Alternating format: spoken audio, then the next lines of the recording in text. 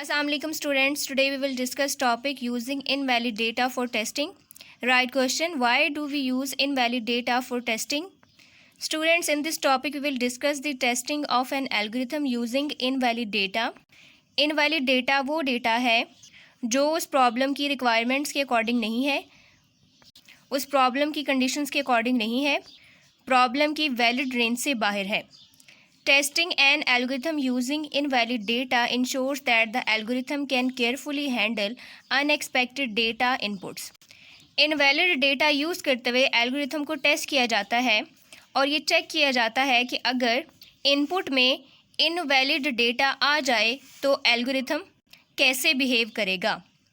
If an algorithm requires your age in number of days but you give date of birth as input, then the algorithm may not work properly. For example, अगर एक algorithm है और algorithm की input requirement है कि input में as enter करनी है in the form of number of days, लेकिन इनपुट में डेज़ की फॉर्म में एज एंटर करने की बजाय अगर डेट ऑफ बर्थ एंटर कर दी जाए तो एल्गोरिथम प्रॉपरली काम नहीं करेगा, क्योंकि इनपुट एल्गोरिथम की कंडीशंस के अकॉर्डिंग नहीं है या उस प्रॉब्लम के अकॉर्डिंग नहीं है जिस प्रॉब्लम के लिए ये एल्गोरिथम लिखा गया है.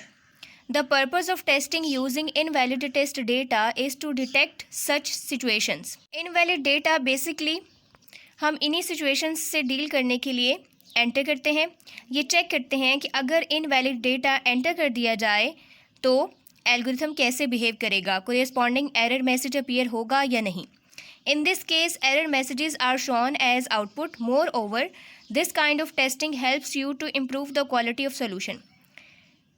जैसे ही इनवैलिड डेटा एंटर होगा, एरर मैसेज अपीयर होगा आउटपुट की फॉर्म में, जिससे आइडिया हो जाएगा कि डेटा इनवैलिड है.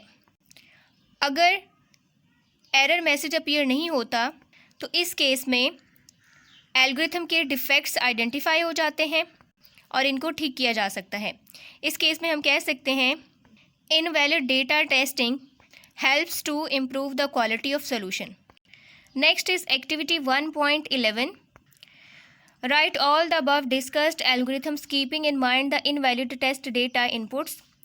Class teacher may divide class in few groups and assign them one or more algorithms.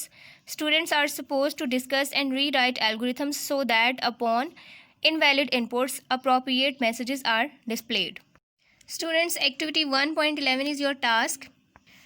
आपने previously discussed algorithms को invalid data use करते हुए टेस्ट करना है. Next we will discuss exercise question 1.2. Choose the correct option. Part number 1 is which solutions are not reached through proper algorithms or work planning. Option number 2 is the right option, candid solution. Students, we have discussed in the problem solving method कि किसी भी problem को solve करने के लिए कोई भी spontaneous या अनप्लान्ड सोल्यूशन कैंडिड सोल्यूशन है. इसकी हमने एक एग्जाम्पल भी डिस्कस की थी. Next part number 2 is dash is a graphical representation of an algorithm. Option number 3 is the right option, flow chart. Flow chart में हम डिफरेंट सिम्बल्स यूज़ करते हैं to represents the steps to solve a problem. Start end के लिए separate symbol है, input output के लिए separate है, प्रोसेसिंग के लिए सेपरेट है. इस तरह से कंडीशंस के लिए भी सेपरेट सिंबल यूज़ होते हैं. Option 3 is the right option, flow chart आएगा. Next part number 3 is which symbol in the flow chart is use to either start और end the flow chart. Option number 1 is the right option. Flow chart में start और end को represent करने के लिए terminal symbol use होता है. ये एक ओवल शेप है. Part number 4 is dash means to test if the required solution is there. Option number 1 is the right option. Verification means to test if the required solution is there. For example, अगर एक problem है जिसमें compound interest calculate करना है तो verification का meaning सिर्फ यही है कि हम ये चेक करें कि ये सोल्यूशन आउटपुट में कंपाउंड इंटरेस्ट की वैल्यू दे रहा है या नहीं दे रहा. कंपाउंड इंटरेस्ट की बजाय कोई और वैल्यू दे तो इट मीन्स कि वो वेरीफाइड नहीं है. Next part is in a dash error the solution is working but not giving the required results. Option number 2 is the right option. In logical error, the solution is working but not giving required results. Logical error programmer की अपनी mistake की वजह से है। हो सकता है programmer ने एक्सीडेंटली 2 नंबर्स को ऐड करने के बजाय मल्टीप्लाई कर दिया हो, तो इस केस में आंसर तो आएगा, आउटपुट तो आएगी, लेकिन वो रिक्वायर्ड आउटपुट नहीं होगी, तो ये एरर लॉजिकल एरर है।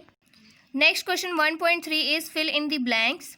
Part number 1, before problem solving we need to first dash a problem.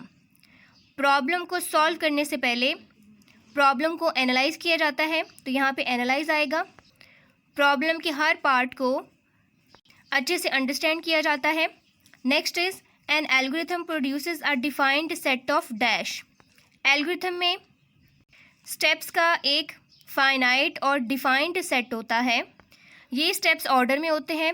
अगर इन स्टेप्स को फॉलो किया जाए तो प्रॉब्लम का सोल्यूशन फाइंड किया जा सकता है। Next one is a flow chart utilises various dash and dash to map out the order of steps. Students, flow chart में हम डिफरेंट सिंबल्स यूज़ करते हैं और इन सिंबल्स में स्टेटमेंट्स होती हैं, टेक्स्ट होते हैं। Next part is a flow chart symbol, ये डायमंड सिंबल है, is use to show a dash. This symbol is use to show a decision making, यानी कि कंडीशंस को चेक करने के लिए। Last one is dash is use to test the solutions. Verification is use to test the solutions. Verification के बाद validation है, जिसमें हम चेक करते हैं कि सॉल्यूशन करेक्ट आंसर दे रहा है, करेक्ट आउटपुट दे रहा है या नहीं दे रहा। स्टूडेंट्स, ये था हमारा आज का लेक्चर। Good luck.